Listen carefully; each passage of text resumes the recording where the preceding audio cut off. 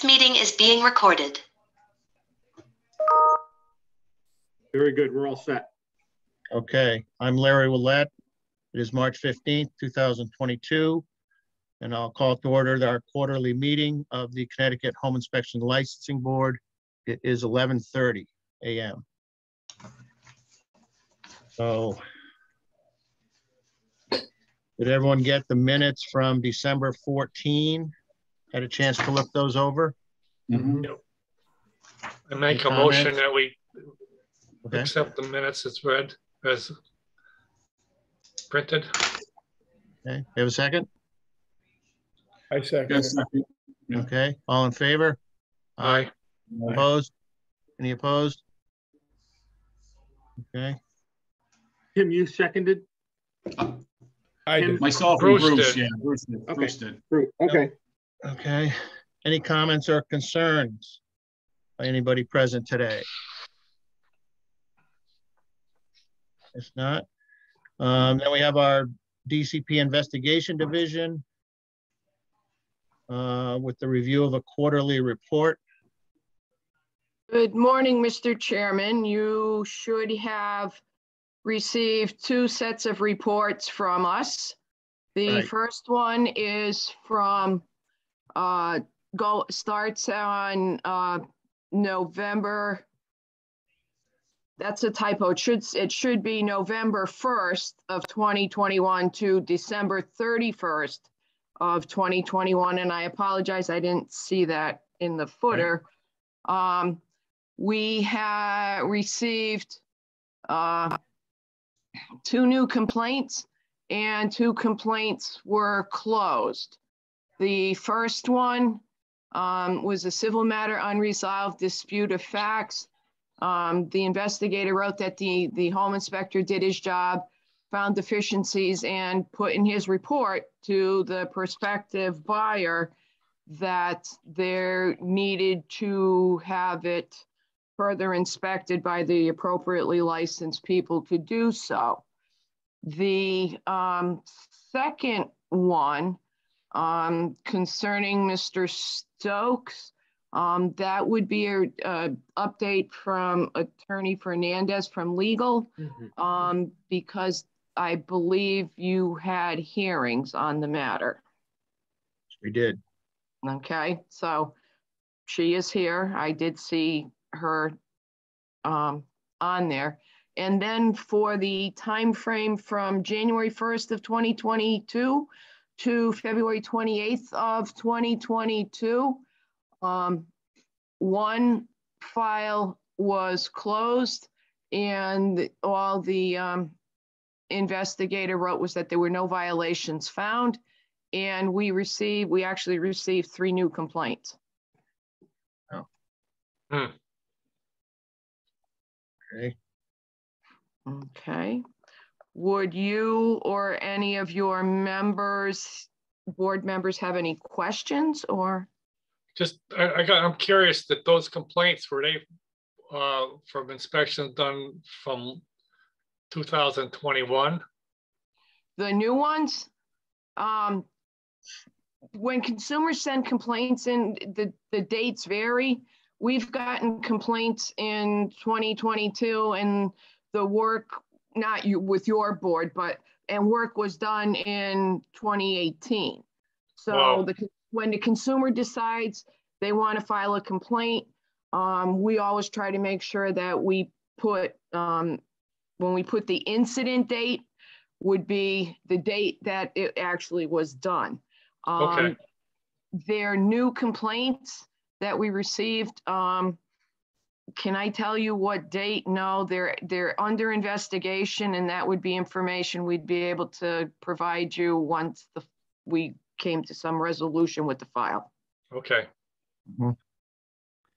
I have a question. Sure, Mr. Willett. Yeah, last year, we were to have another hearing, and we were sent information, the initial information that we would get on the hearing. It didn't really get to the point where we would receive, the actual complaint or any information about it. And then it was, the hearing was canceled. And I was just curious, do we learn of the resolution of that? I mean, if it reached the point of getting a hearing, does that mean that there were some violations found by the investigator? But it indicated that they were going to be resolved with the inspector and the department. So I was just curious. I mean, we fell out of it from there. Was that resolved? Is that anything we should know about, or? I believe Attorney Fernandez would be able to respond to that, because once it goes from investigations from the investigator to me to legal, and once it's in legal, then the appropriate person to respond to that would be Attorney Fernandez, and I'll turn it over to her. Okay. Good morning, I'm here. I honestly, off the top of my head, I can't remember exactly which file you're talking about. I do have a couple of open home inspector files. It may be one of those. I would have to go back and double check to see, which one that is. Okay. Okay, that's fine. Do you have any other questions regarding complaint status reports from anyone? Guess not. Okay, so we can move on to our old business, which is our discussion on the regulations. I guess we all received this morning the latest revision. Did everyone get that? Have a chance to look it over?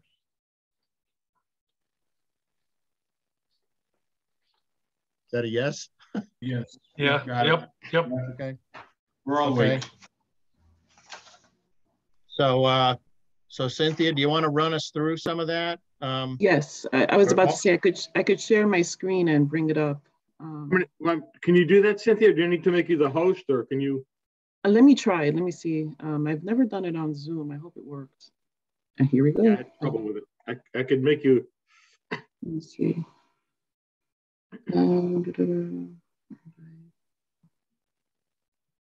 Okay, did that work or? Not seeing anything. I don't see anything. Okay, let me see. Oh, there we go. Now we do. Okay, great. Okay, let me pull right. this. There we go. All right, everybody see that? Okay, Yep, good. I can see it. All right, perfect. Yep. Okay. All right, so I apologize, for the timing. I got these back yesterday, so there's just a couple more things that we picked up on that need some clarification. So I think we're all set with this section here. I have to remember. I have a couple questions. Just to be clear, everything's highlighted the same color and stuff. If something is highlighted and underlined, it's being added. If it's in the brackets, it's being removed. Is that correct? Opposite, Larry. It's the opposite. That's correct. That's correct. If it's in the brackets, it's being removed. Oh, I'm sorry. Yes. Okay. Yeah. And then what's being underlined, Julianne highlighted in yellow everything that was added in. She put it into the format of where it would fit into the actual regulations as they're presently written. So that's why, if you look at this, I have to go in and adjust all the numbering. Definitions go in alphabetical order, so we have to, kind of follow that format. Okay. Well, one of the things I had a question about was, I thought we were going to, again, per the language in the new statute, that warning equipment was going to be used to define carbon monoxide detectors, smoke detectors, and combined. And I thought those were going to fall under warning equipment. That's not the case here. So, okay, hold on. Here we have them all separate. Yeah. Right here. So, right. So this is where we added the definition for warning equipment. Yeah, but wouldn't it make sense to put what warning equipment is within warning equipment? Well, I think, because this defines warning equipment, and then we mention, smoke detectors, carbon monoxide, and then we have to individually define the smoke detector and carbon monoxide detectors. I think that was, right. the goal in separating them out and keeping that up here. Does that make sense? Well, Not to me. issue was with that new definition of smoke detectors as warning devices, and we have to report on them. We were trying to separate out warning devices from alarm systems. Right. And by leaving that, alarm systems means a warning device. Well, we were going to change that too. I thought we were like going to change that warning. to an alarm device. Right. Because if you're calling that a warning device, then it contradicts the definition of smoke detectors as a warning device. Yeah, I thought that's what we had addressed at the special meeting, That's what I thought too. where warning in alarm systems was going to be alarm device. Alarm device, okay. And I guess Yeah, that would be. I know we went back and forth on that a lot. I may have missed that as the final determination, but I can change that. That's no. Yeah. And then that would become AN, I think, an Right, alarm exactly. device rather than off alarm device. Okay. And it shouldn't be limited to the carbon monoxide detectors. Shouldn't be in there. Right. Yeah, on the new version. That's right. Yeah, on this one too. Carbon monoxide detector should be removed. Okay. Yeah, I think. Okay. I think that might have been added in, but that's okay. I can take it out. And can you do those changes as we go along, Cynthia, so we can I'm actually making see notes. those? It might be helpful in getting this to a. Hey, Larry. Yeah. So if you have a separate carbon monoxide detector, yeah, it could be considered an alarm device. Because on warning devices, does warning devices in that things actually say carbon monoxide detectors or just smoke detectors? It does. No, it says both. And then it says, all right. and then it says combined. Then it says combined. Yep. Okay. Okay. Right, that's how I have it in my notes from last time. I'm not sure. Okay. Okay. Okay. So that makes sense. So then the other question is where we're defining warning equipment. Do we want carbon monoxide detectors, smoke detectors, and combined under warning equipment? Wait a minute, where are you? Like, down below. It'd be at the bottom there. That 27XX? Right. So we're saying what warning equipment is, and then, A, B, and C inside of that would be defining a smoke detector, defining a carbon monoxide detector, and then defining both, the combined. Yeah. I don't know. That would be, if you're in definitions, that would probably should be up there.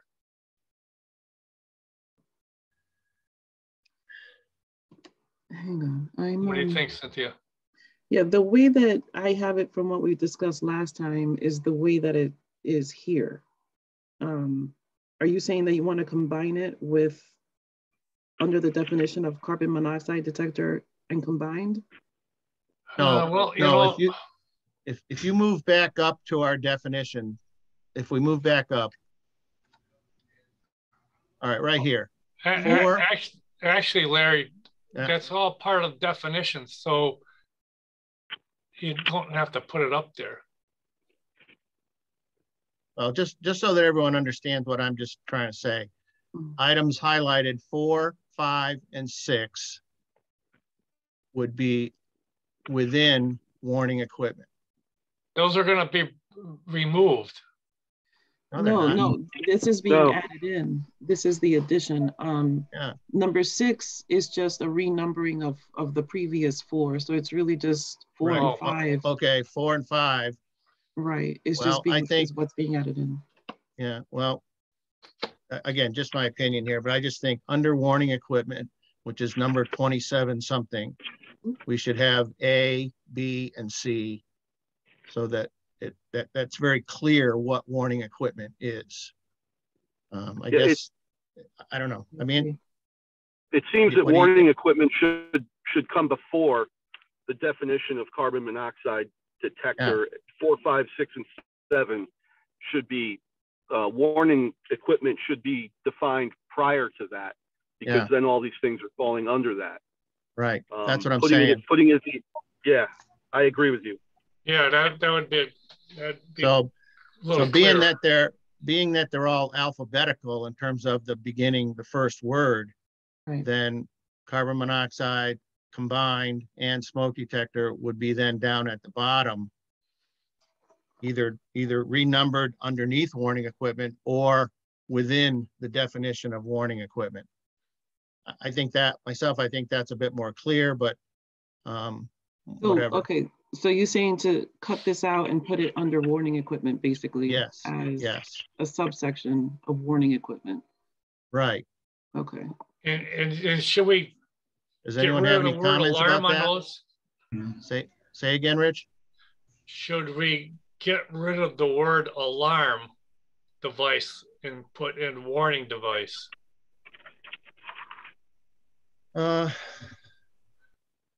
Because you're going to fall back into that damn alarm thing and warning. Yeah.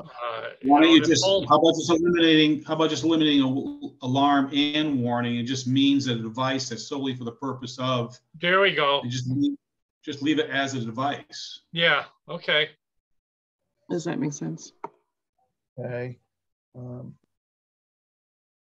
Yeah, I was just looking at what the new bill said. Yep. Again, the same thing down below, the combined thing. Yeah, taking out the word alarm. A device. I mean, we could just eliminate it and go with device, or we could say warning device. Well, you're going to place these two definitions down below within the warning definition, correct? Right. Right. So, yeah, I mean, either we just don't put anything, or you could say a detection device, warning device, early warning device. Yeah, I'm good with either of the any of those. Remove it or change it.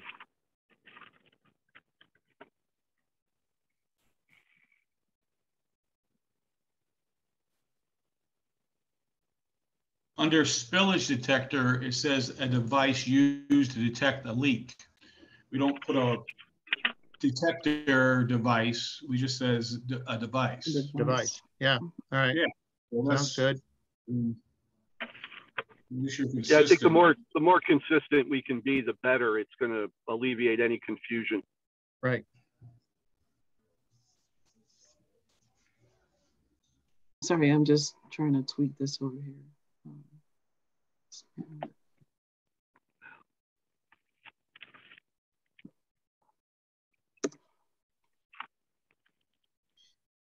Okay, makes sense.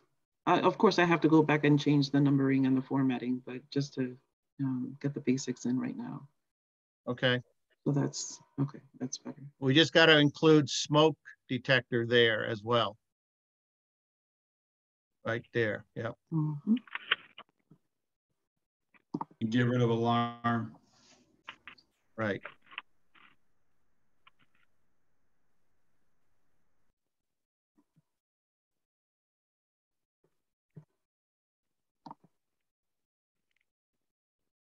Cynthia, the red means it's deleting? Yeah, and I'm just copying it. Pasting.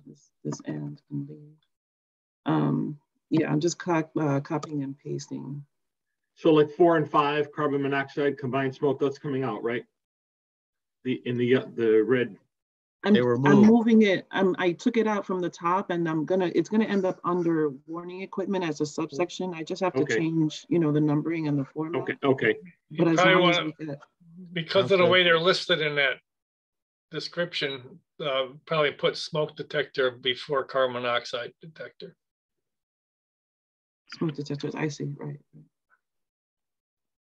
Well, yeah, or at least Yeah. before combined, yeah. Right.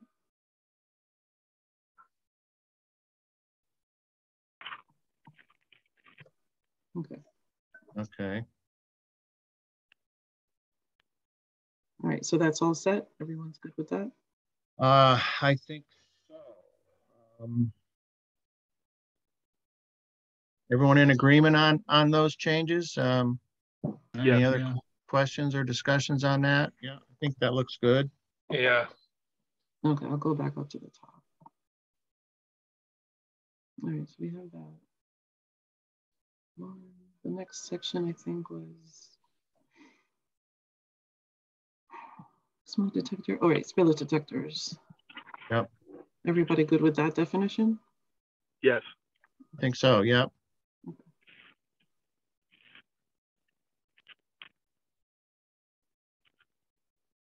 All right, so Julian's comment here was, I have it printed out here.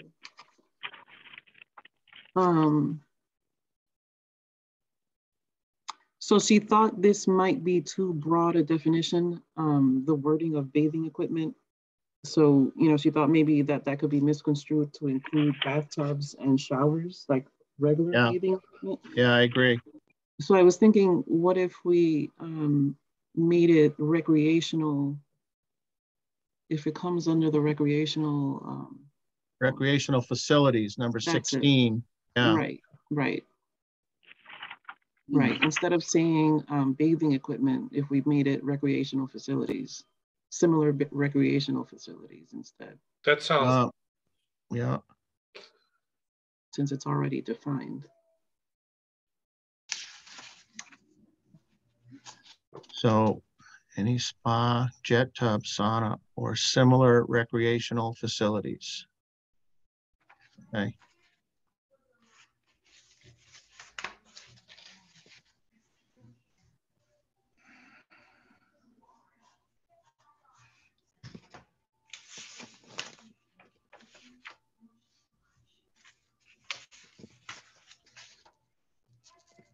Number 9, do we need to get rid of that or?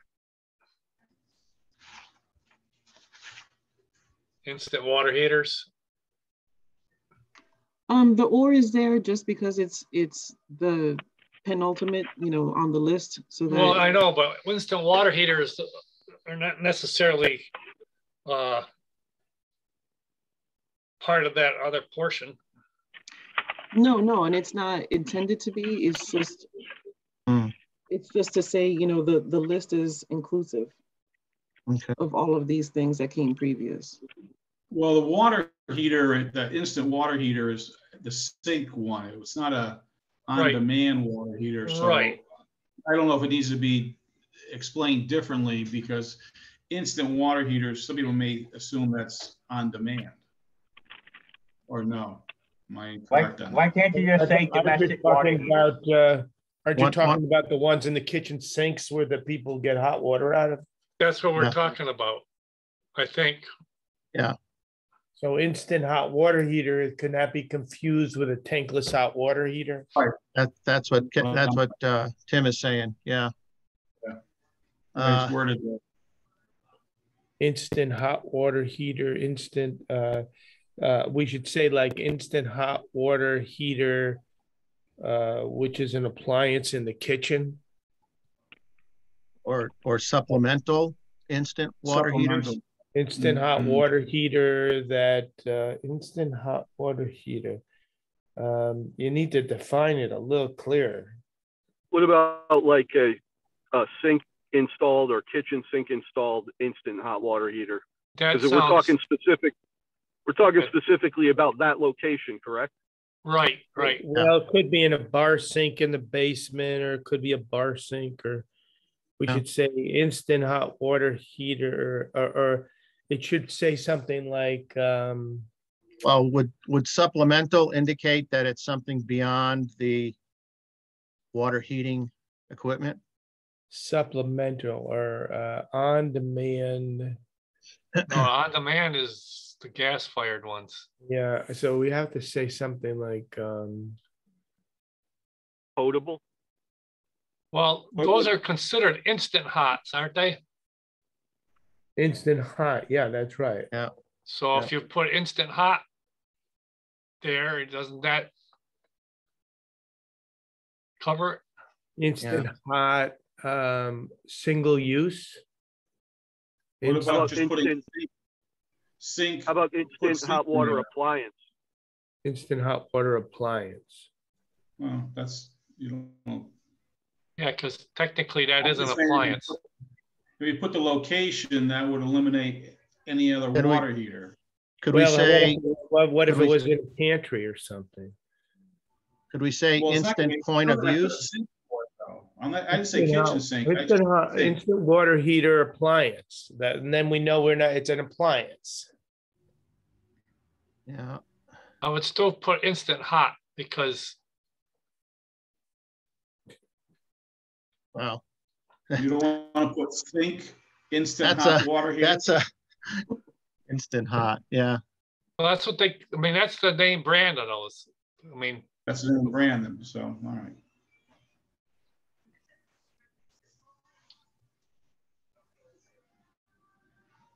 Yeah.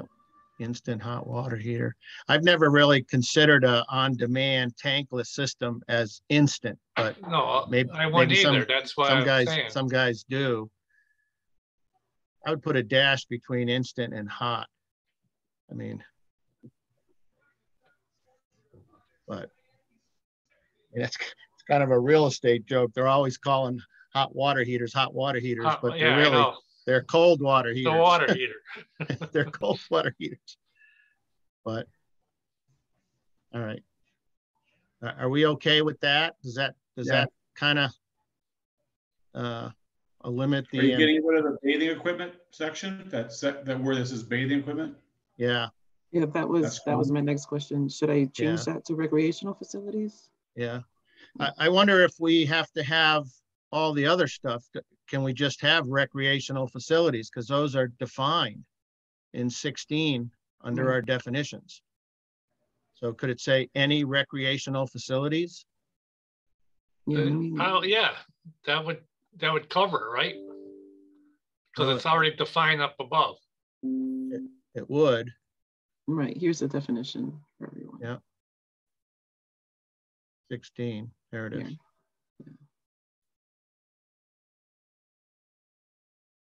And other similar equipment and associated accessories. So, I mean, if we were to do that and just put down below recreational facilities, under the definition, I would like to see jet tubs. Well, I was just gonna go up above there to 16 again, add jet tubs to that. That's right. That's what I mean. If we're gonna use just recreational facilities. Would that cover it with the least amount of changes? I would put a dash in between jet and tubs, Cynthia. Okay. That connects them. Yep. I'm gonna step away for a minute. Folks, I apologize. I have a hard stop at 12. I have to jump off right now. If there's any other things, just I'll follow up with email. Okay. Thank you.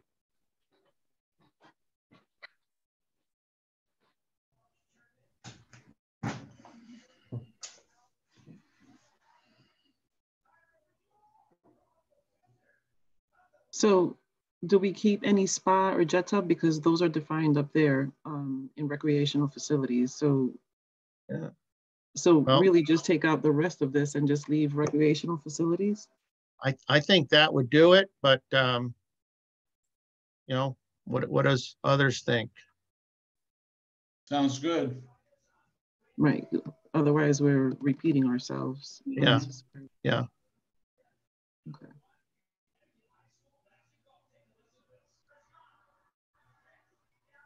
Okay. All right, next. Okay. Okay, here, yeah, with the standby generators, Julianne also wasn't sure if that was clear enough. And the question she had here was, let me see if I can get all the language. Yeah.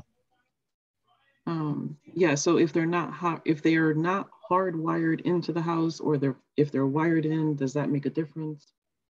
Does it have to be more clear what type would be exempted? Yeah. Well, I mean, in most cases, whether it's, well, in all cases with a standby, it's going to be wired into the panel with respective panels as well. But, you know, we haven't really talked about any of the portable generators. And usually those are wired as well into the panel to a specific breaker. Just they don't have standby.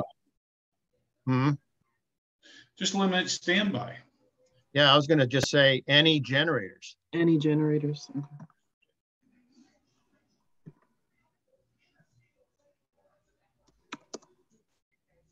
On-premise generators? Yeah, on site, maybe. Yeah. On site, yeah.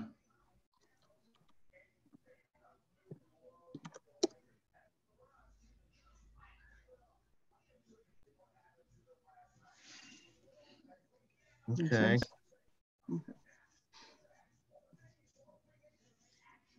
We can go back and just review this with Rich when he rejoins us, I guess. I'm here. Okay. Let's go backwards, Cynthia, just a bit. Okay.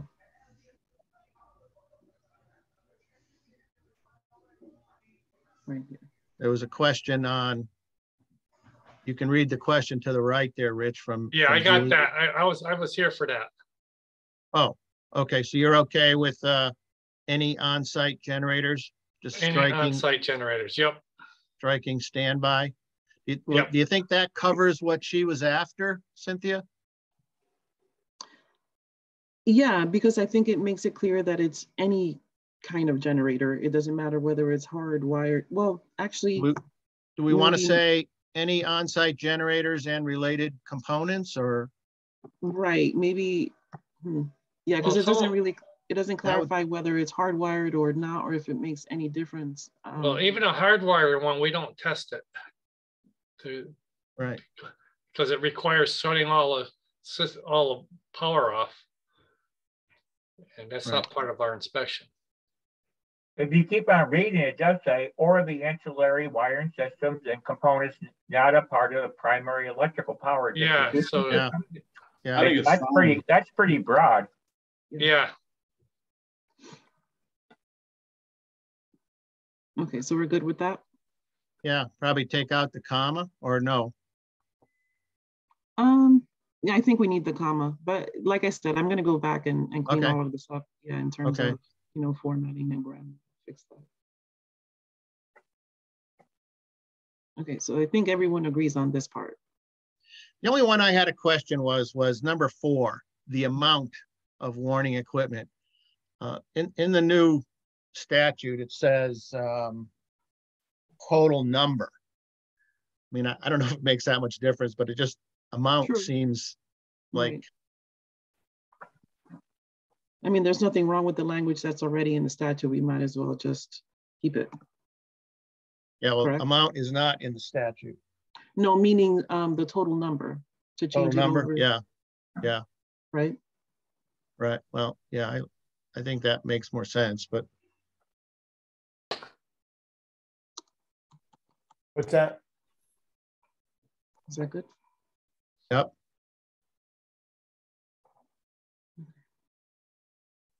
Should that be total number of warning devices? Well, we're defining warning equipment. I think it's okay the way it is. It says, the statute says total number of such equipment. Okay, all right. All right, so all set on that? I think so. This one. I think. How do you determine if the equipment is less than 10 years old up above? But you're not can't. going to, because you have to dismantle it.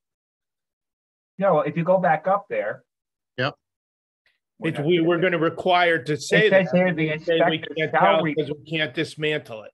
I know. It says the inspector shall report on. It says whether they is able to. Right. It's whether the inspectors are able to verify that the warning equipment is less than 10 years old. What every inspector should be saying is, I can't verify it because I can't. We're not dismantling it. Right. Right. All right. I just wondering. Yep. Yeah, they put it in there. We don't like it, but then we can't take it out. You mean it was in the prior regs or it's in the statute? No, it's in the new documents. It's in the new statute. Really? Wow. Yeah. Right. Yep. All right. Now, I got a question for you guys on number 5. Whether the inspector is able to test warning equipment, and down below in some of the limitations and maybe somewhere else as well, we're saying operate.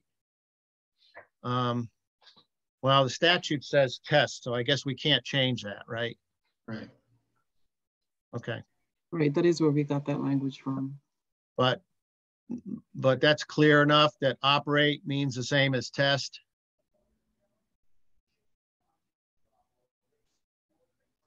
Where does it say operate down below? Down below, yeah, as we get to our exclusions, number 17. So we should change that to test. The testing of any warning device. Yeah. Well, the way it's worded up top, though, right opposite small letter D, it says the inspector is not required to determine, and that's why it says the operation. That just kind of follows that as a sentence. The inspector is not required to determine the following: test any warning equipment. Not required to determine the following: the condition of the system of components which The are not testing of any warning equipment. See, it flows the way it is. Determine the following: the operation of any warning equipment, or determine the testing. Yeah. Determine the testing of any warning equipment. I don't know. Just seems awkward to me. I think it might. Testing. I think we might have done that because the way that the statute is written, it includes whether the inspector is able to test the warning equipment, and it's not an obligation to test it. It's whether they're able to. But if we make it an exclusion, we're kind of canceling out the effect of the statute if we make it an exclusion. You're going to have to put in you couldn't test it and you can't verify it's 10 years old. Right. That's all you got to do. And then that item 17, basically you're not going to be able to determine the operation of it because you can't test it.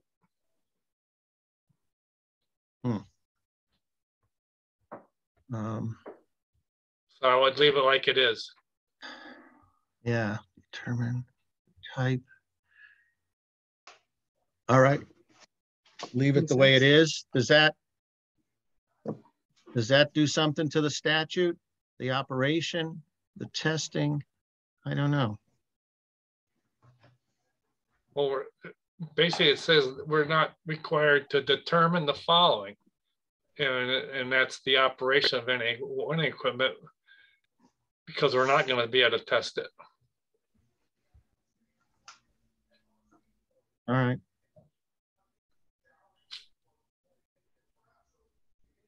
I guess my question is operation and test, they're kind of the same, but does that compromise the statute, Cynthia?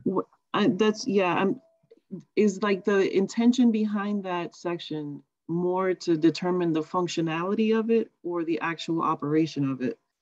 That's the what I mean? I'm thinking the functionality of it. Right, so then if it's Because functionality. if you tested it, you would say it operated, right? Well, you would say it sounded off. You're not saying it's You're not gonna be able to detect. verify it's working properly. Yeah, you're not saying it's What I'm saying detecting though, if you smoke. tested a component and it works, you say it's operating. Yeah, but how are you going to say it's operating? You're not. Just what I'm saying is this thing is saying you don't have to determine that.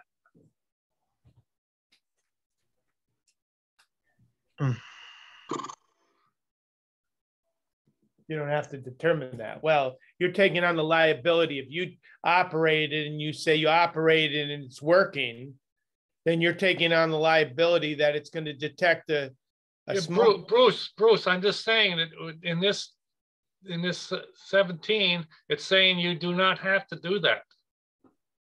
You don't have to determine that. Right. So That's why all would I'm it say saying. operated? Huh? Why would you ever say you operated it then?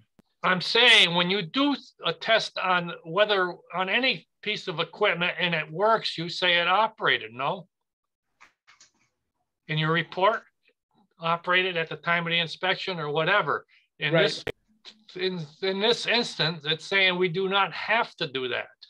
Okay. So And what's so leaving it like it is fine. It doesn't affect anything else in this requirements. right? I would say so. Okay, All right, makes sense. leave as is then, right? Sounds okay. Yeah, I think so.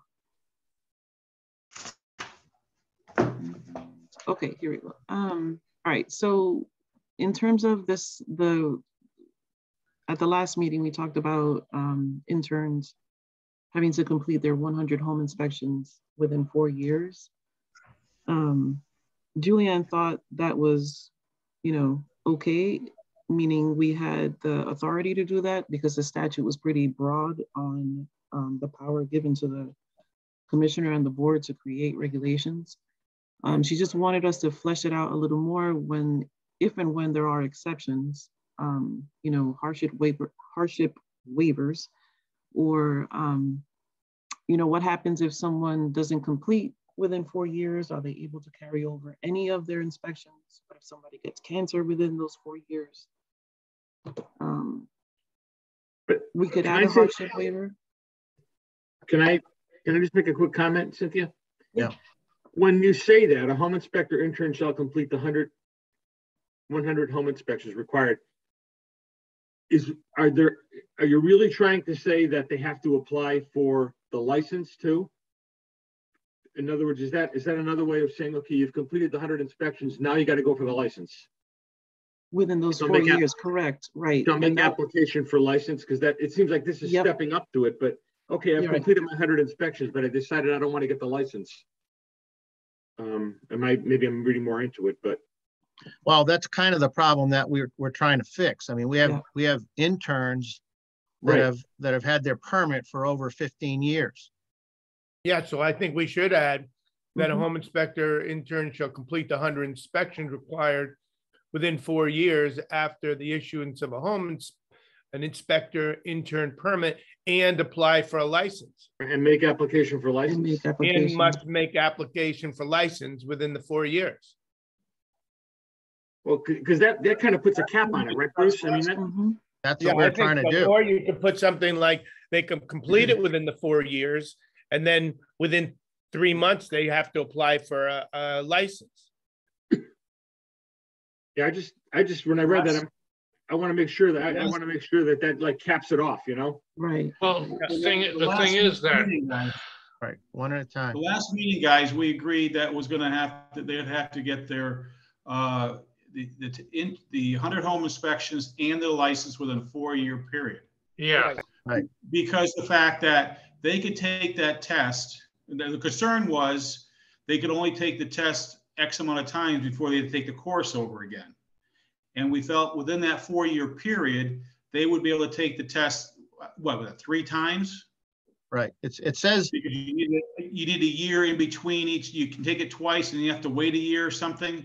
Well, So it should say make application and obtain licensure, obtain home inspector licensure within 4 years. That's Yeah, what I we think so too, originally I'm discussed, saying. yes. So they're gonna have Right. to get their 100 inspections within 3 years and then apply for then take the test. That's No, right. they can take the test as soon as they're done with the course. Oh, okay, that's fine. Yeah, I think it's within 4 years and make application. I think obtain a license instead of making Oh. application. Well, Put make obtain- application and obtain licensure. Right. Make an application and obtain. Yep. Can you And have if for two some ands like reason, that? you could And put in Hank- there, if there's a hardship, they could apply for a hardship waiver, in which case we could approve it or decline it. Right. Right. I mean, if it's Way taking the- a person 4 years to get that through that, they're not really, Right. they're that not we- making much of an right. effort to get their license. Let me Right, put we that way. agree. So should, instead of having the two ands in there, should it say something like a home inspector intern shall complete the 100 inspections required for a license, for the license within the 4 years after issue of a home inspector? And then the next line should say the application and obtain a home license within the same period of time. I mean, Do you see what? I'm just separating it, so you don't have to have Okay. two ends. How about home inspector intern shall complete the 100 home inspections and receive their inspector's license within a 4-year period? Yeah, you don't even have to make application, because in order to keep, that's right, and obtain a license, say, and obtain a license. Right. Within a 4-year period, because he has to apply, he's gonna have to apply to get the Right. license. Right, that's all part of it, correct. Yeah. So, but the way the statute reads is that he would have to, at the end of his 3rd year, take the test, the state test, because if he flunks it, he can take it 2 more times. He or she can take it 2 more times within the year.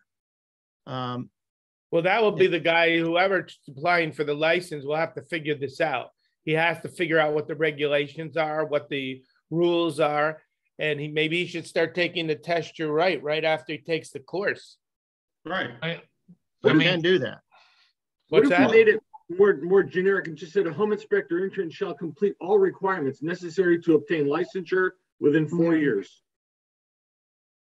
All requirements and obtain.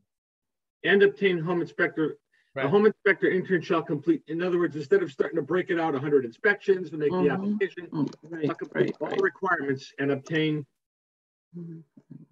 the license or a home inspector license within 4 years after issuance of a home inspector intern. Yeah, that's a permit. good idea. That sounds Yeah. good.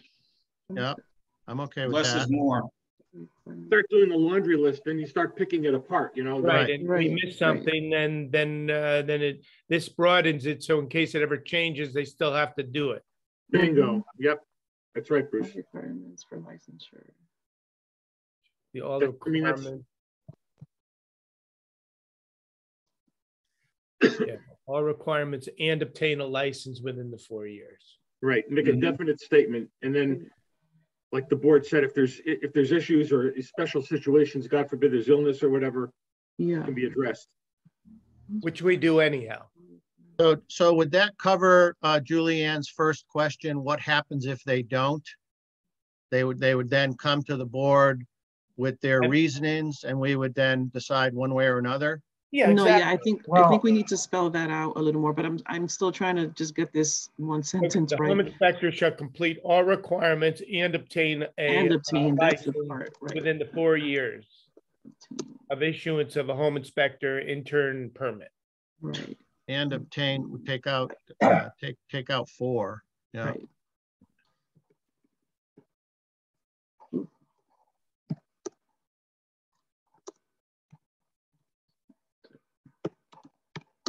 Licensure, Inspector license. yeah, I think license. right. Yeah. Instead of licensure, maybe. Yep. Within 4 years after, okay, that makes sense, okay. Then maybe you should do something that if the person, any person that fails to complete the, any person who fails to obtain a home inspector license as required must retake the home inspection course and may be issued at the discretion of the board or the department a 1-year permit, intern permit. It's making it kind of complicated. If they just don't, if they don't complete it, then their intern license is eliminated. I think there's got to be some, well, there's got to be some hardship waiver. What happens if they take the course and they don't complete this within the 4 years? Then they've got to go start their internship over. But I don't think they have to. Well, they don't really have to do that. It does. The statute doesn't say they have to start over. It says that if they don't pass the exam after 3 tries, they have to wait a year before they can take it again. No, I know, but if we're putting in this requirement that all the requirements and obtain a license within 4 years after issuance, then maybe we should say then the permit is pulled and a new permit needs to be obtained. Right, and that was Julianne's question: is know, what if someone doesn't make it? Are we just going to have the safety valve of maybe having a hardship exception? Well, I would saying they have to start from scratch. I would say any person who fails the home inspection, fails to pass the home inspection exam and obtain licensure shall be re-registered as a home inspection intern for 1 year and take the home inspection required principles and practice course, whatever you entitle it. Well, what are you saying? If they don't complete it within 4 years, what are you're requiring of them? If they fail to pass the exam and obtain licensure, they must be re-registered as a home inspector intern and take the home inspection course again. Well, see, I'm thinking that once you take the course, you take the course, but the 100 this is somebody who's been out there for 100 years inspections that they've done within those 4 years shouldn't qualify them for anything. That should be eliminated.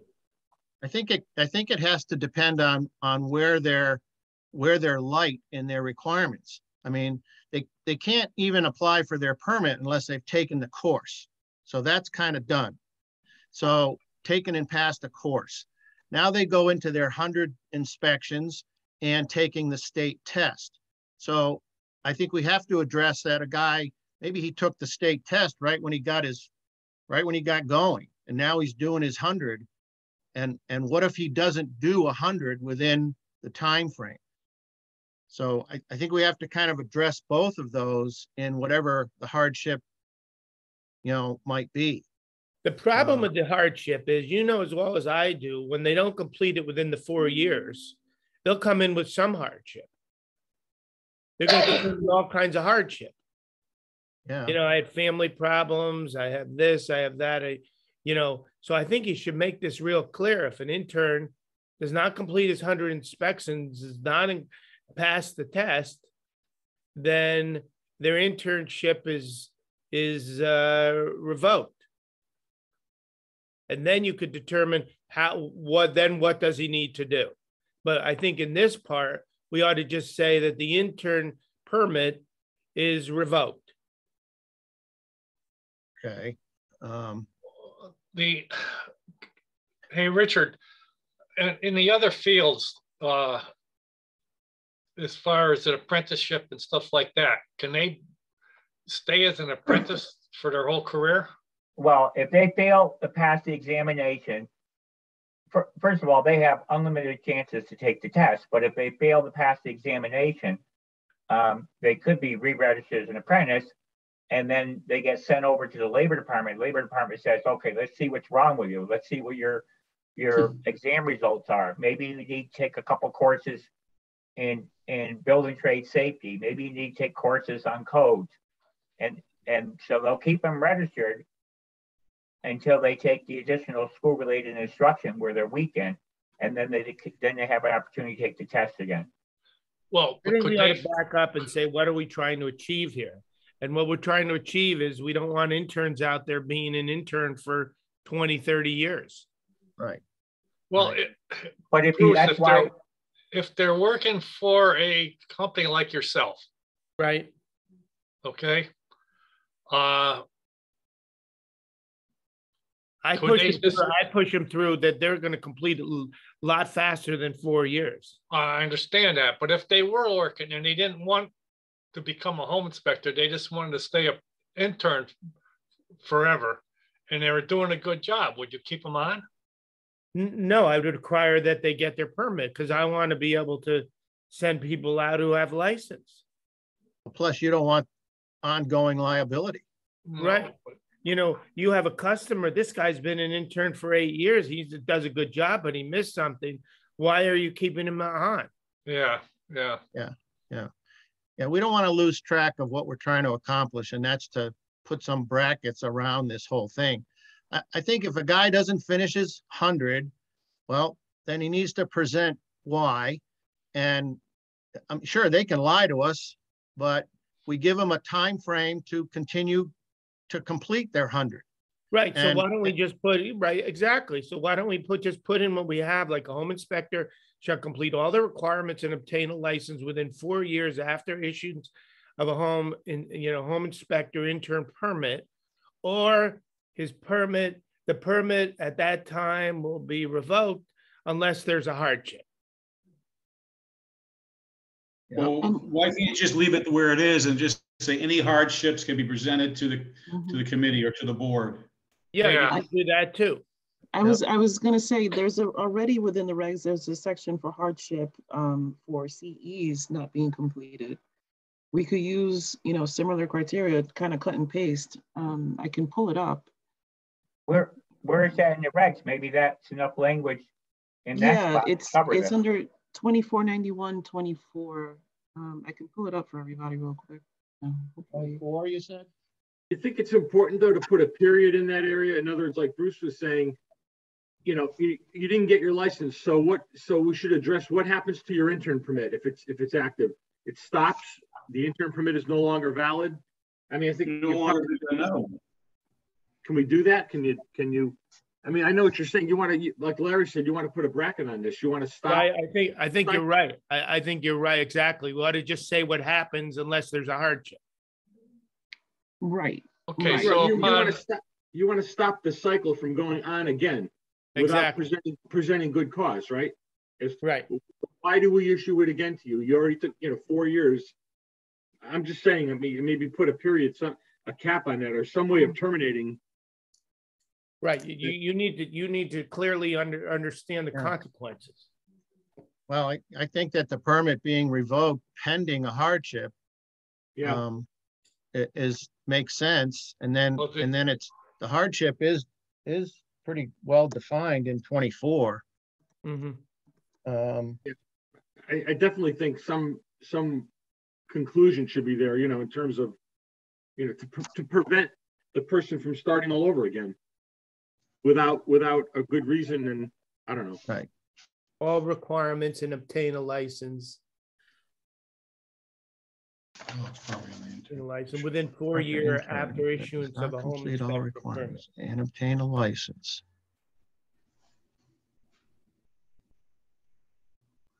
.4 years after issuance. The home inspector right. Permit is the correct word. Then the home inspector permit, then put period. And then say, at this time, the permit will be revoked unless hardship is presented.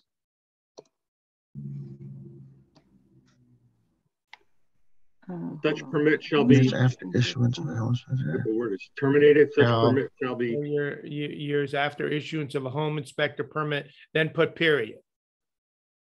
After the permit, put period. Well, but then it's an incomplete sentence. Right. I'm just trying to clean this up over here. License within 4 periods of a home inspector permit, maybe shall be terminated. Shall be No. terminated. Well, Shall the be permit- deemed revoked. Revolt. yeah, or suspended, yeah, pending Yeah, revoked. hardship. Shall be deemed revoked and may apply before the board for any related hardships or something like that. Right. Any homeowner does not complete all requirements and obtain a license within 4 years after issuance. Redeemed, revoked. No, that doesn't work. No, Yeah. because you're talking about revoking the intern. You're talking Yeah, about exactly. It's the permit that I want to revoke. the home inspector intern that does not complete all requirements and obtain a license within Shall 4 be years. expired. after issuance. Shall be not valid. It would be, yeah, it would be shall be prohibited or something like Or- that, because we're prohibiting the Can we- intern. Intern. Oh, this Shall doesn't make be- sense. I know what Can you're we saying. say- Yeah. Can we Yeah. say said permit shall be revoked? Yeah, you gotta put, The home inspector intern that does not complete. Larry, how long is the permit good for? 2 years, isn't it? Inspector intern permit. Yeah. The permit's only good for 2 years? So Right. permit. Right. Yeah. Why don't you put, why instead of shall, or you could put then? Shall or then, either one. Or shall, Shall or we is- could say shall not renew? Shall not be Yeah, renewed. that's what it says. Shall not be That's what allowed it to renew. says. Yes. For 2 years. Shall They only shall can not renew be it twice, valid and that's after it, that one. period of time. Shall not be allowed to renew. Right. you know, shall not be allowed to renew, and that will cover it, right? Right. To, And then just go period. And then go any person aggrieved right. on this, with any person aggrieved within this. What section? Oh, actually, I could take the sentence from here, from the hardship section. Any I hardship could say upon appropriate presented to the showing board. Yeah. of a No, bona that's good. fide, right? Right. Use Yeah, that good. sentence. Okay, okay. Yeah. I think that's good. Yep. Yeah, yeah. Oh.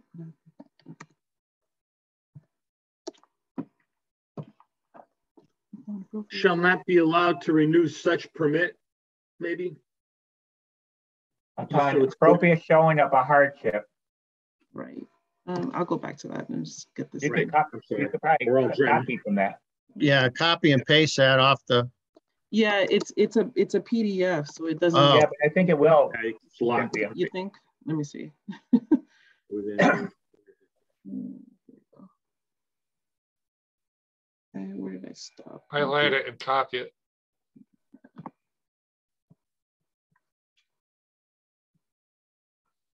You can- Oh, it worked. Okay, great. yeah, just I a just different changed the font, font. just a Yeah. font thing. Yeah. Right. Oh, 4, correct? Yeah. Okay. Shall not be allowed to renew such permit. Within 4 years after issuance. That's I saying, might be okay the way it is. yeah, but it's saying continue education requirements. It's not saying, Right. Oh, No, okay. Yeah. Yeah, Just change it to licensure requirements. right, exactly. That's easy. Yeah. Sure. And then, Shall not be allowed to renew the permit. right. It's better than such. That makes sense, right? There you go. It's clear. You're not allowed to renew the permit. Right. Upon appropriate showing of a bona fide health or individual hardship, the home inspector licensing board may grant an exception to licensure requirements. So. What about if you were just not to make it so cumbersome in the beginning, what if you were to state something to the fact that they can only renew within a 4-year period, they're only able to renew their permit twice and must complete, or permits can only be renewed twice to obtain their home inspection license or something to that effect? Well, it's So what better has- to say 4 years, because every once in a blue moon, it's happened 4 times in my career. The state turns around and makes annual licenses, biannual licenses. Then they Okay. go back to annual licenses because they're trying to capture monies that are revenue Money, is being yeah. generated. Right. Sure. 4 years is very distinct, you know? Okay. Sounds good. Right, that makes sense. Hmm. Shall not be allowed to renew the permit.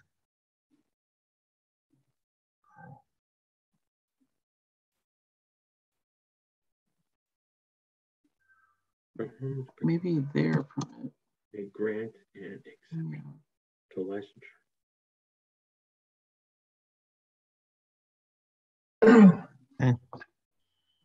To the licensure requirements. Must complete. How about must complete? 4 years. Well, Or yeah, shall not that's be what we, allowed to renew, or be, or will shall not be removed. I think it's Where are we? a home inspector intern must complete all requirement and obtain a license within 4 years after issuance of a home inspector permit, or will not be allowed to renew their permit. Well, I think that's what we're putting in the line before, aren't we? yeah, yeah. You read the line underneath it. The point of E is more to say what happens if they don't complete in the 4 years. Okay. Right. All right, you're right. Right, I see that, yep. Okay. Sounds good. Analyze it within. Should it be grant an exception to the licensure requirements, or does that nitpick? To the licensure requirements, or no? Yeah, I think it's okay like this, to licensure requirements. May grant. Looks good.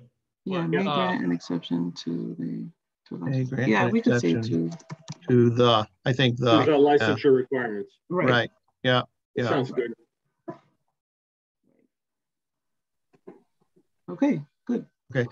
So actually though, if this happens and he's not going to renew his permit for, I mean, say it's the beginning of the cycle, he can actually still go on for 2 years. Is that right? No. Yeah. No, I think it is. It is. If we read, but that's what's happening now for indefinitely. Yeah, it's definitely, yeah, it's indefinite, right, right. What do you mean, Larry? Well, I'm saying that he doesn't get, his 4 years ends and he hasn't completed his 100 inspections and he hasn't taken the exam. Right. Okay. We're saying that he can't renew his permit. Correct. But suppose that he just renewed it. But we do in the system, we can go in the system and we could just put 4 years, you know. How would he have just renewed it? Yeah, I see what you're saying. You're saying the renewal. Well, he could have came halfway through his cycle, so you could technically still be halfway through his cycle. Be allowed to renew the permit. Right, right. But the system, whoever's doing this, will have to generate a letter to these people coming close to their 4 years saying, you only have until December 21st to obtain licensure. Yeah, but maybe we shouldn't refer to renewal their permit. Maybe we should say something like the permit shall be revoked at that point, rather than saying you can't renew their permit. Well, we're saying in 4 years after. Yeah, we are saying 4 years, but I think that I think Larry brings up a good point. If he just gets renewed and he's at 3 years, 10 months, he gets renewed, then he's going to have a license that's good for 2 years. Well, then just take out the word shall not be allowed to renew their permit.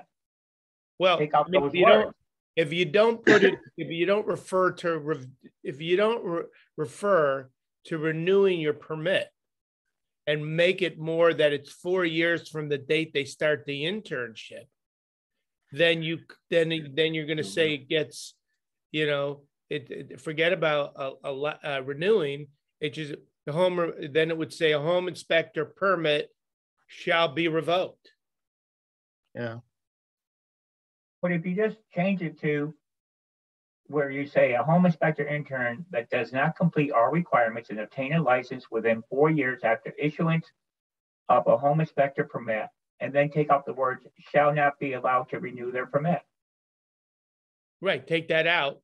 Right, just take that out first and put a period after permit. Okay. And then now it's point blank. Right. But we're not saying what happens if they don't complete all of those requirements. We have to say something. He can, Oh, we're not saying what happens? Okay. Can we Why say don't that we just say that it will said permit becomes say that the inactive? permit will expire? Will expire, right, right. Shall be deemed expired. Right. Okay. Home inspector internet does not complete. Shall be deemed expired and not allowed to renew. Right. Right.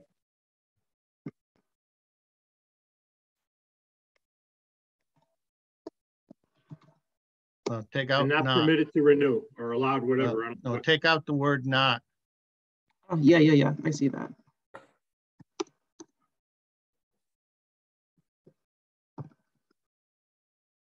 All right. So the home inspector shall be deemed expired and not allowed to renew. Yep, perfect. Okay. Well, Okay. And then we're covering the hardship. well, it's just read that because we're missing. Yeah, because this makes it sound like the interns shall be deemed Yeah, expired. exactly. It's the permittee. We got to get back to the, Yeah, okay. right. The essence is there, but it's, oh man, I can't figure shit. Permit holder, home inspection, Okay. intern permit holder that does not complete shall be deemed. Oh, Okay. intern's not I expired. know what you mean. Of That's a it. home intern permit The Permit. intern's not expired, the permit is. shall be deemed expired. Yeah, we're combining two things at one. I know, yeah. We're taking out two things at once. Home inspector intern. That's Permit. Not a complete all requirements. all requirements. A home inspector, okay, We're 4 talking years about a after new permit, issuance right? of a home inspector permit, Permit. the permit shall be determined expired. Shall have his/her permit deemed expired. In other words, now we switch from the intern to the permit. Right. Shall have Right. his, her, whatever the proper, so we cover both. Cynthia, they after use- permit, Their after home permit inspector permit, you have to put down again, shall have their permit. That's shall correct. have their permit deemed Deemed expired. expired. Right. Now we switch from the intern to the permit. Right. Which is fine. Have the intern's permit, just put it as they Possessive. own it. Yeah, the possessive, that's what I'm looking possessive, for. right. Shall have the intern's permit deemed expired. Right. The intern as in possessive, correct.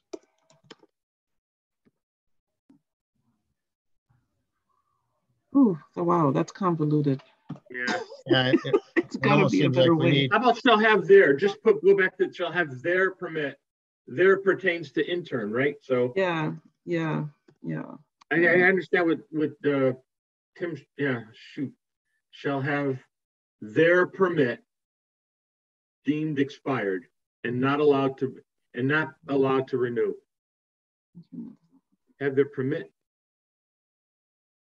And also the permit's not allowing to be renewed. So have their permit expired and see, not allowed to renew makes the permit like a person. Shall have their permit deemed expired.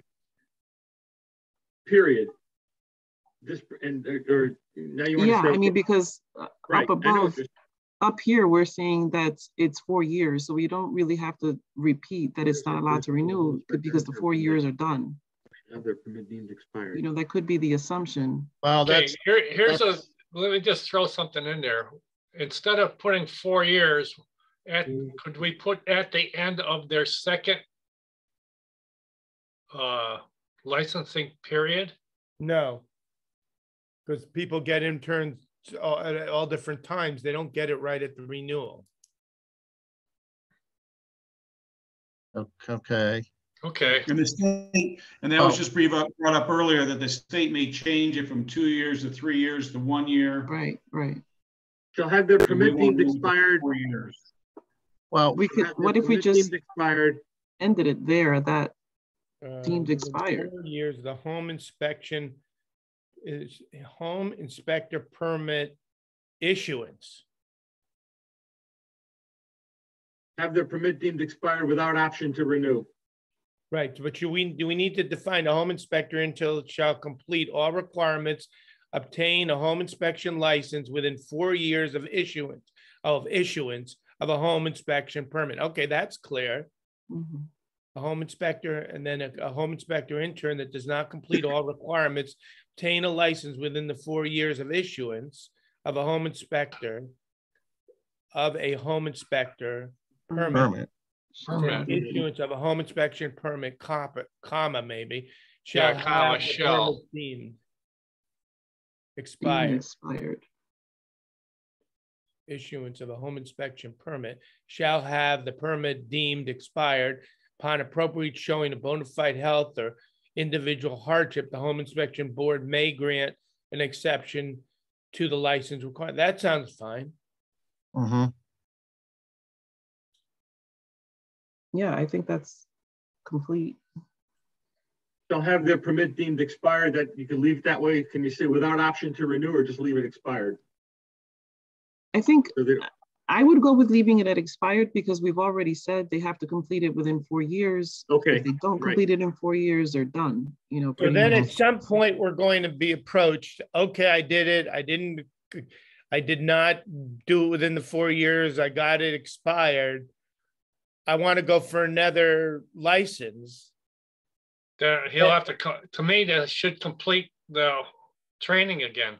Well, but I think if they have to bring their hardship to us, and then at that point, we can Right. decide what they should do. Is that right? Or Yeah, I mean, it says right there, we may grant an exception.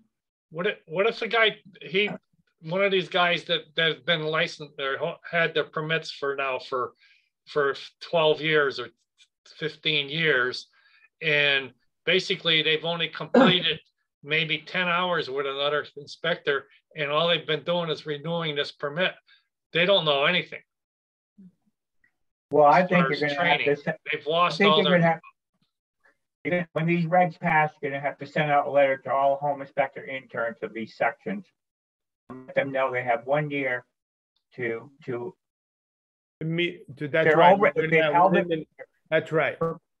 They've held it for over 4 years already, but they have 1 year. That's right. Yeah, they've got 1 year to either get licensed or lose their permits. Right. Well, we could make that up ourselves. We don't need to put that in the statute. Yeah, it does. It's got to go in there, Bruce. well, I don't know if it does or not. It seems like if they haven't done what they're supposed to do, then they've got to present to us why. Exactly. And then we decide if it's We're- legitimate or it's not. And we can Yeah, decide yeah, if we but want to give them a Larry- year or 6 months or 2 years. Larry, we're Yeah. talking about the guys that are way over their 4 year No, period I now. understand that. But Yeah. how okay. many are there? How many, Richard, how many are there of that? I don't know. Wow, So- you ran a report, right? Yeah, we had the report there. There's a number of them. The I thing don't have is, it though, handy, that They at vary. this point in time, what are you going to Cynthia. tell them all? Right now, No. they all have to come before us. Yeah, they all Cynthia. have to come and give us a reason why that happened. Cynthia, Yes. Hmm. can we just put in there, upon the effective date of these regulations, any intern that has held their intern permit more than 4 years must appear before the board and show cause as to why their intern permit should be extended so that they may take the licensure examination. Something to that effect. Right. Yeah. Yeah, because we can't make it retroactive and just, Right. you know, So deem upon the people effective date expired. of this regulation section, any person that has held the intern permit for more than 4 years may appear before the home inspection licensing board for an extension of time to complete such I'll be right back. licensure requirements. Within 6 months, within 6 months. Here Well, you before have the to- board. You Yep. should weigh out each person, what they're missing. Right.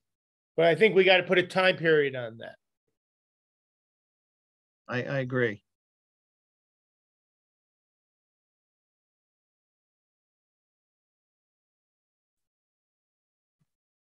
I'm not sure how to word this, but I'll figure that out.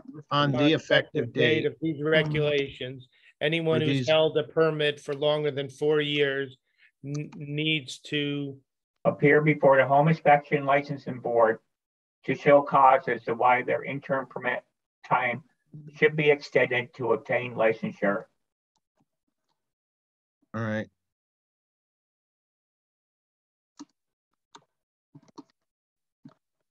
And then we could take it case by And case. show cause as to why their interim permit should be extended. Extended. Show cause for. I'm just trying to think of like a show, like good cause for an exception. Good cause for an exemption, yeah. Right. And then at that time, we could say, we can make our own decision. We'll say, okay, you got 6 more months. Or a year or whatever. It's, will depend upon what we hear. To obtain licensure.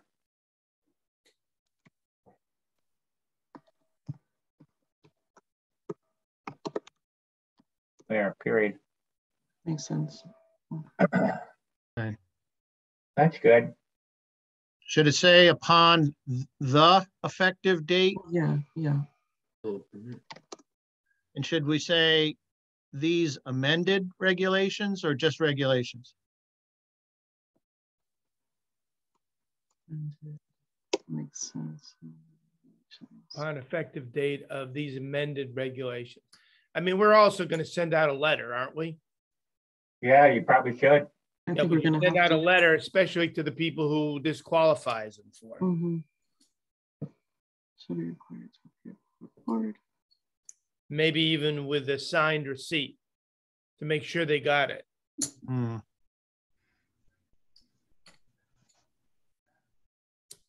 Okay. Well, this little verbiage could be put on their license renewal form too, but it's better a separate letter because they'll get it quicker. Richard, can you tell me when a guy becomes a permit or becomes an intern and he gets his permit, he renews in 2 years. Is that on the date of each permit? Or is that on the 2-year cycle of all of us? That's on the same cycle, right, Bob?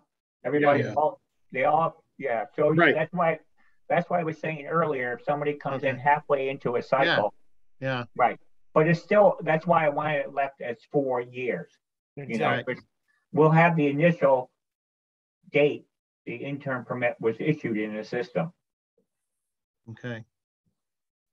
So do we want to include some of the wording of what an exception, No, what qualifies as an exception? No. I won't. And think so. what you're looking at right now is already in there, so we can use it as a benchmark.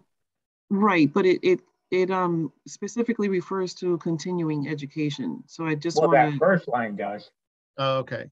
You know what I mean? So I'm just wondering if we can cut and paste this into this particular section so that it's clear that it's also applicable, that it's not. Right. Yeah, but that's, I think I would leave it broad. You're gonna just have to listen to each person when they come in. Right. If at all, they might all run and go take the test. Well, but it's saying may grant an exception to the continuing education requirements or licensure requirements.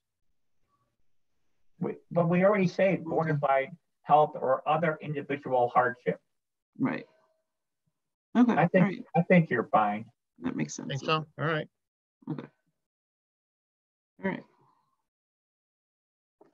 And the board's going to listen to each person, so. Okay. Would they? Did they have to come before the board for that? Where else are they going to go? Well, why wouldn't you want to listen to them to find out what their tale of woes is and what's going on in the industry? Yeah. Right. Otherwise, it's a good opportunity to find out why does somebody keep on wanting to be an intern. It'll be great. Listen to these people. Yeah, that's true. Maybe they're going to say, "Well, I'm a full-time carpenter, and I only do this on weekends." Or they may say, "I don't have to. I never. There was no requirement. I just didn't do it." Right. Yeah. And that's fine. But now there's going to be a reg, and you're going to give them another year to get caught up. Right. Okay, and then so I the think last. 4 years is a long time. Yeah, let's.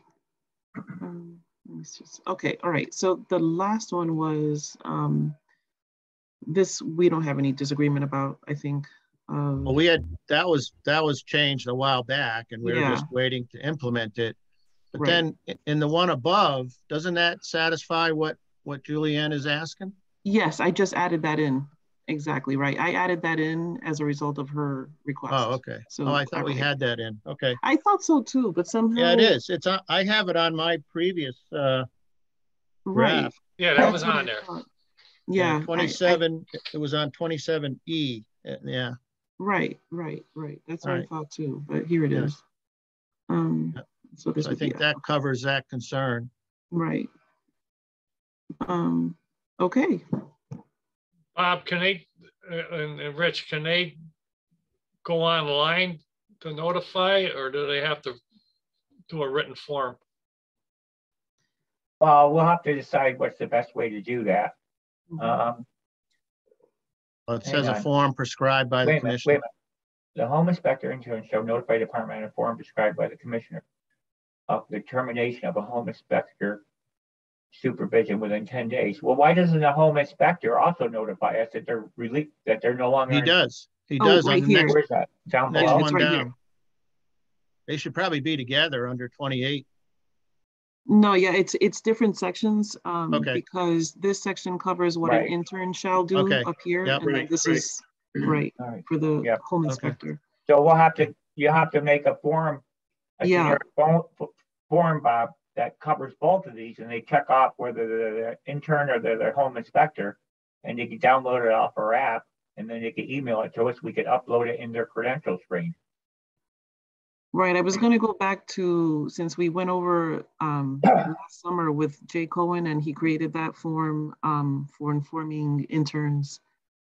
What were we doing? Oh, the interns that didn't have supervisors, and we created that form and the letter that went out, so we can maybe even just make it something that goes directly into e-license. But I have to go over that with Jay Cohen too. No, was that mailed out to all the interns? Bob, did that go out to all of the interns that didn't have supervisors? Yeah, the workflow automatically, if there's a break in the term of supervision, they get an email. Yes. Yeah. Because that's happened. I'm going through, putting the workflows in for all the interns. And when the workflow goes in, if there's no supervision, all of a sudden the permit becomes inactive and a letter goes out. And I was getting emails within half an hour saying, what's this letter? What does this mean? So it works, it goes out. And what is their response? Well, the response is that why is my, they were surprised, why is my intern permit made inactive? And I said, because you don't have, you haven't made us department aware of your supervisor. That's good. It'll slowly usually within a day or two, we get notification that so-and-so, I'm now the supervisor for Jane or Joe or whatever, and then yeah.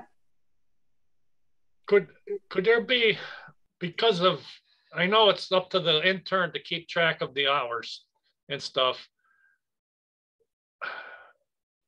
I would think, I don't know if the state could have a system where those hours go in, just like your continuing ed hours go in after a meeting or whenever you get the continuing ed, but where the state would keep track of their hours that way. Of their inspections, you mean? Of their 100? Of their 100 hours. 100 inspections. 100 inspections. Yeah. They have to give it to them in writing. Yeah. And they all going to be signed off. So really, it should be the supervisor, licensed home inspector should be providing that information to us. Well, I don't think it's. Wouldn't that be handier? That way, it would put more emphasis on that supervisor to make sure the guy's getting what he's supposed to get. Well, he has myself, to sign off. He has to sign off that they've been doing it. yeah. But we normally the get that all included. Bruce, The what I'm saying is if he leaves you, if you got an intern and he leaves you and goes with somebody else, Yeah. You've got his hours. Well, he's got a permit. Let's say he goes to 2 supervisors. The first supervisor he does 30 with. That guy's got to verify he did 30 with him. Then the next guy has to verify he did 70 with him.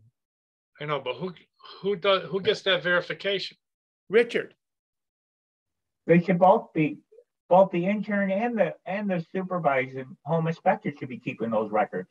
Right. Well, you have the statute says that the intern keeps the log and the supervisor keeps a copy of the log.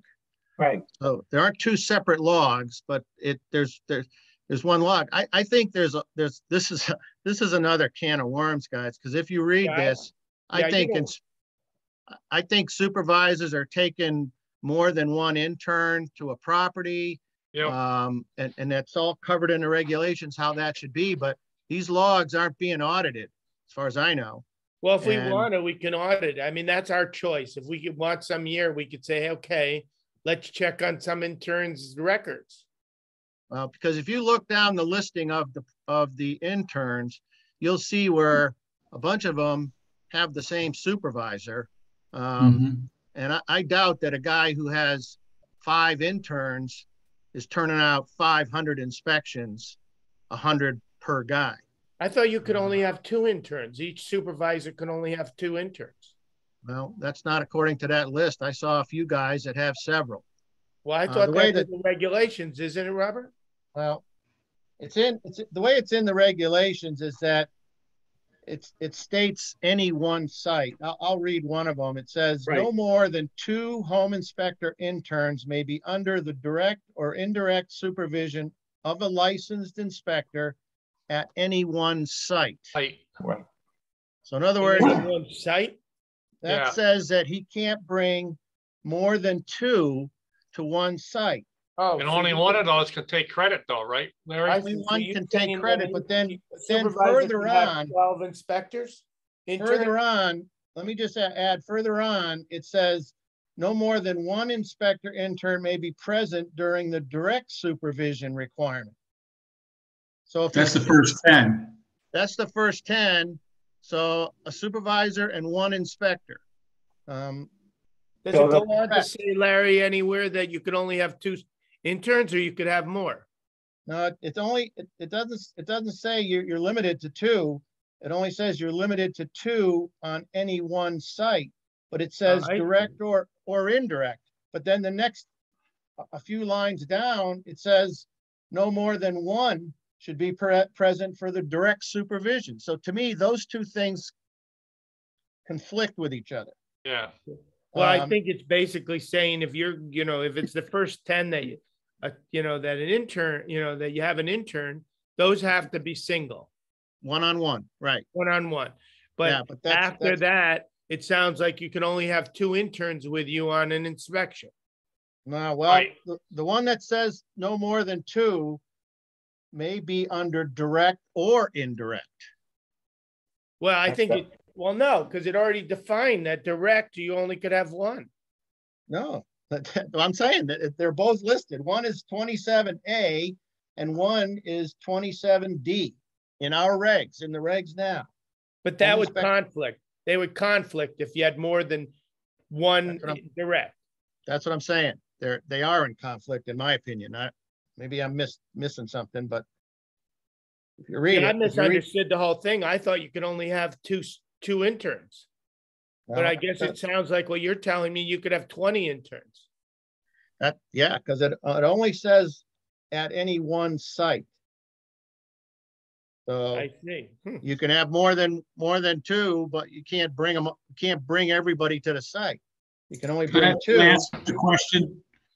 Is it feasible for Bruce to have him being the supervisor, but the intern goes on an inspection with a licensed home inspector, is that qualify? So if he has 5 licensed home inspectors, he could send out technically 10. No.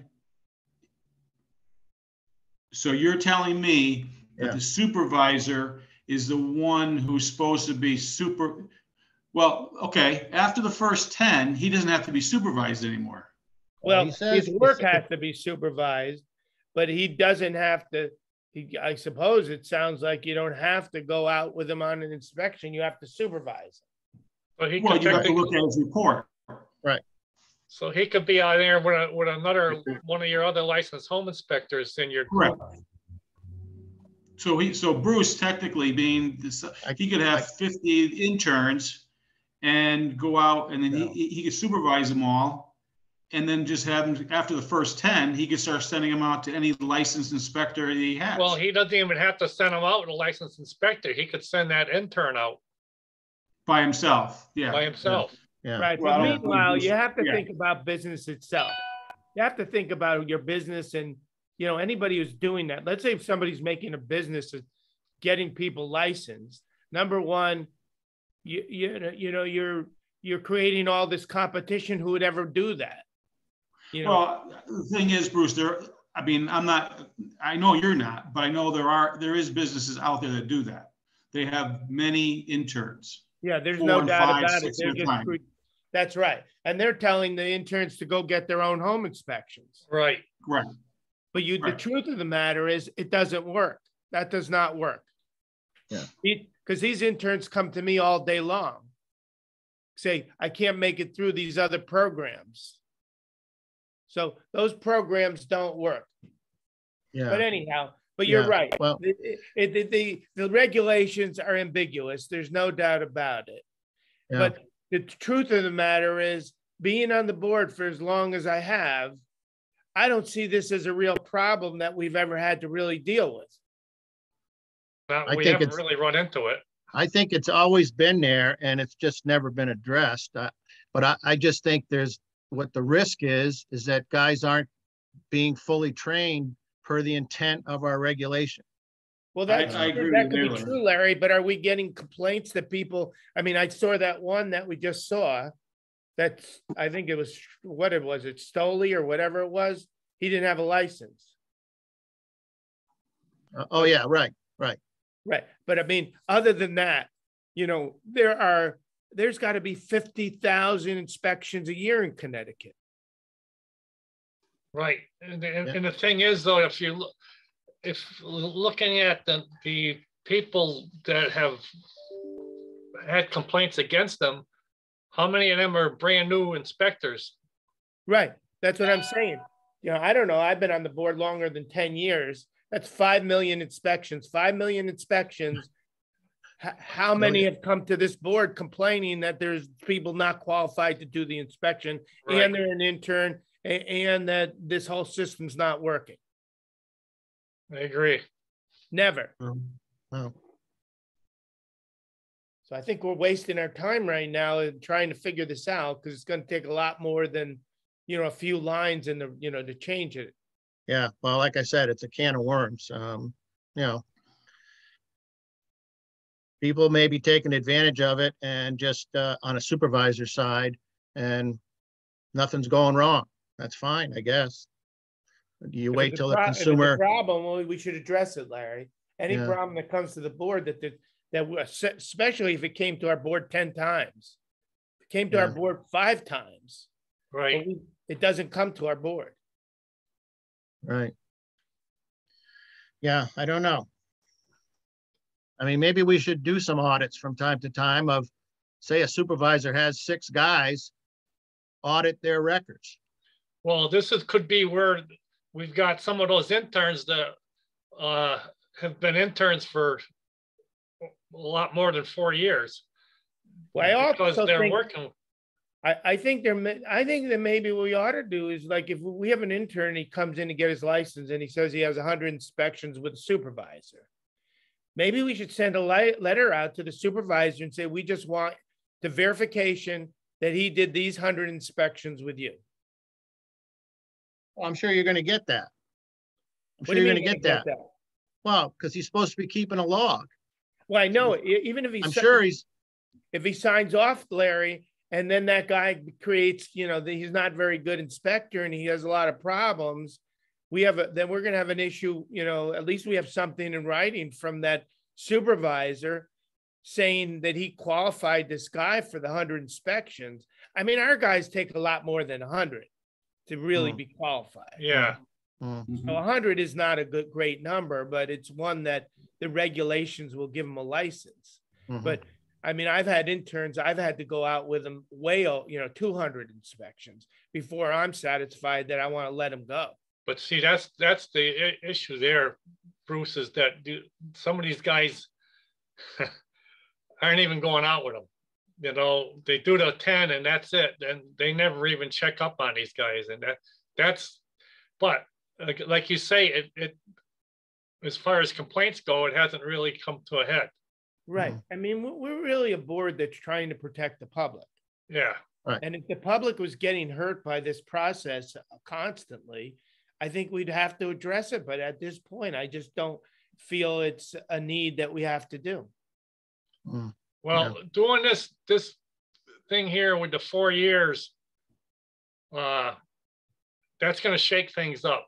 Yeah, I think so too. I think that's a good first step. And then I think if we find, that we're getting, if we're getting a lot of complaints from people who, first of all, this is a tough business. Forget about coming to the board.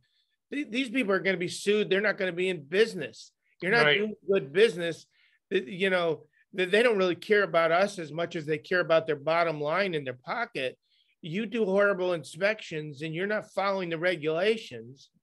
You're getting sued by all these people. Yeah, it's going to come and bite you really quick. That's right. Yeah. Well, I think probably there's not that many supervisors that are training multiple numbers of interns. Predominantly, probably it's more of a one-on-one in most cases. So then that becomes kind of what we're talking about as not being relevant. Right. But to me, it's just if, these guys who are doing it for a business, supervising for a business,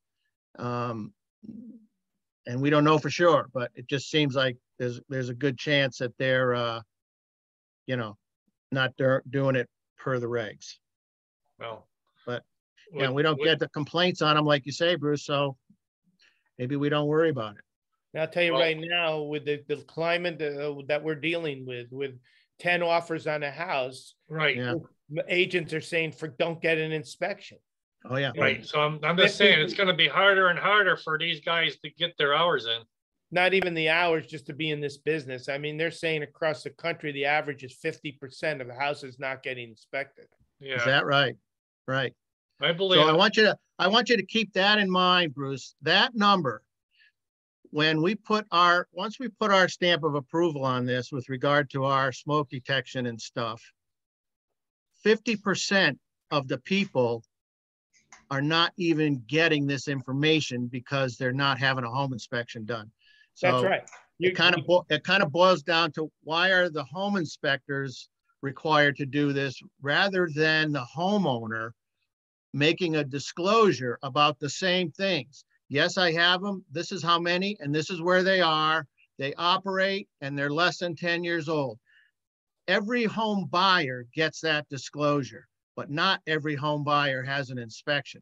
I was thinking probably 20%. You're saying 50%. That's right. Now it's across the country. I'm in organizations, they're saying 50%. Okay. So say 50% of the home buyers in Connecticut, they're not even getting this smoke detector information because they're not having a home inspection done. In Connecticut, I bet you the number is higher. Well, whatever it is, my point is that buyers aren't getting the information. Well, here, Larry, this is backwards anyhow, because you go up to Massachusetts. Yeah. And it's required that the seller of a property has to make sure that the smoke detectors are newer than 10 years or he can't transfer the property.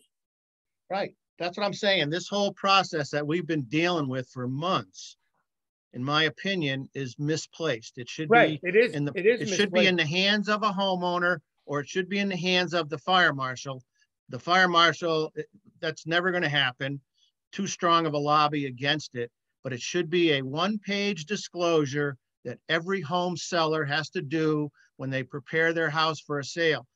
And that's going to be our argument when this thing gets pushed through all these steps to change this process. We're making this a request, and we have that document that it has to go from here to here to here to here to here, probably, 6 months from now.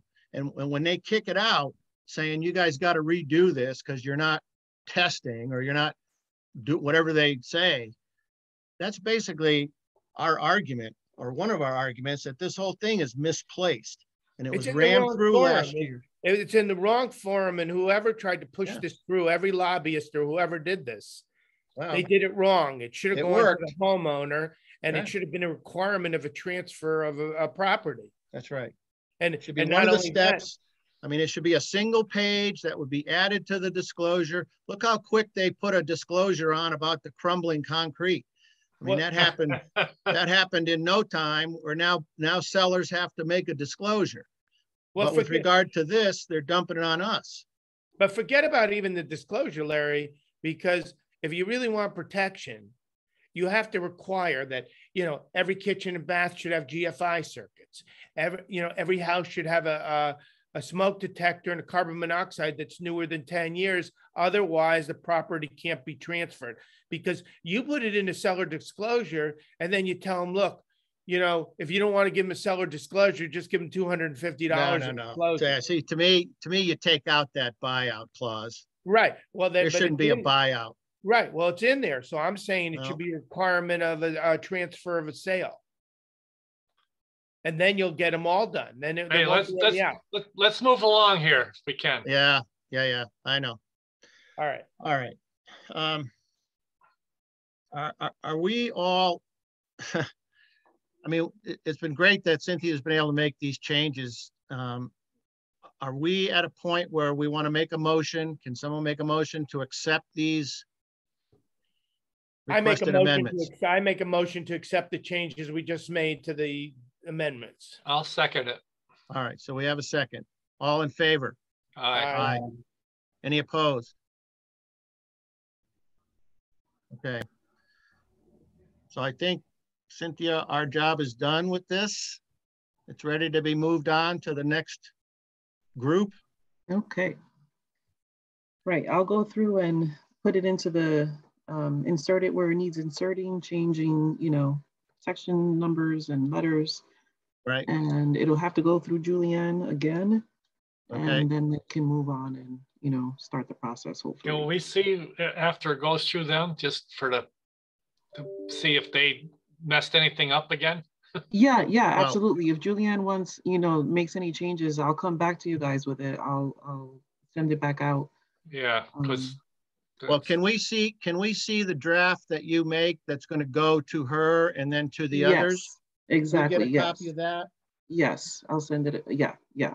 Because the first thing, I have this regulation review process, and the first thing, and it's a request, by the way, so we're making a request that the board proposed amendments submit their document through the board administrator.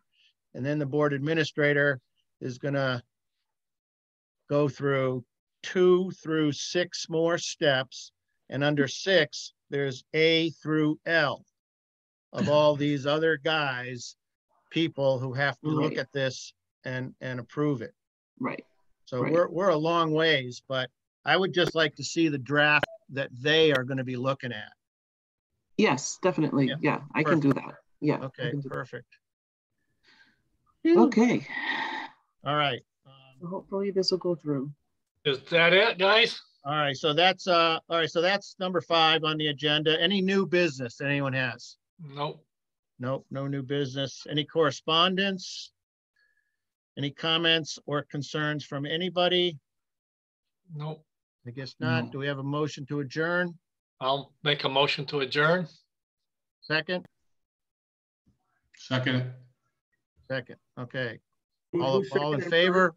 All in favor? Okay. Yep. One more question, Cynthia? No, I just said okay. Okay. So all approved on the adjourning.